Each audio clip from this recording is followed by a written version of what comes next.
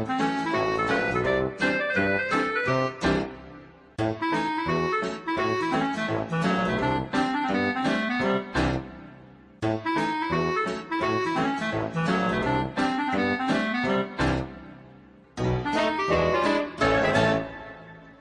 know, Orv, I think those tests went very well today. Oh, I have to agree with you. You know, that new engine's providing just the amount of thrust we had calculated to overcome the weight of our new aircraft. Thrust and weight. You know, those are two of the forces in flight. Any motion through the air is the result of forces. And Orville and I had to take into account all four forces in flight in order to build our airplane.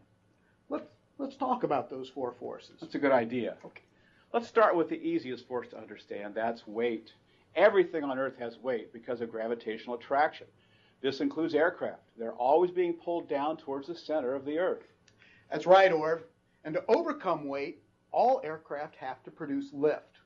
Lift is a force that counteracts weight, and it's generated by the forward motion of the aircraft through the air, creating an aerodynamic force.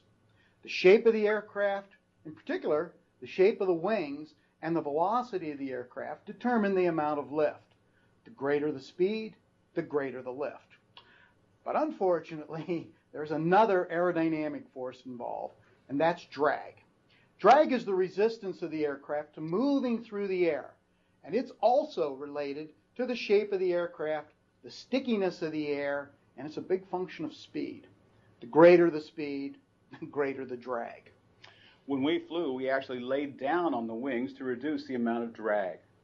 To overcome drag, we need another force, and that's thrust.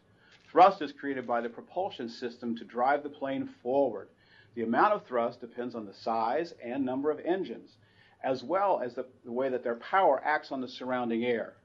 We use propellers to drive our aircraft through the air. Most planes today, however, will use jet engines to provide thrust. The motion of any airplane through the air depends on the relative strength and the direction of these four forces. If the forces are all balanced, the aircraft cruises at a constant velocity. However, if there is any unbalanced force, the aircraft will move in the direction of that force. The largest force controls which way the aircraft moves. Yeah, that sounds pretty good. But let's go try it. Okay. I've got an idea. Oh, do you? Tell me. Yeah, I think if we couple up this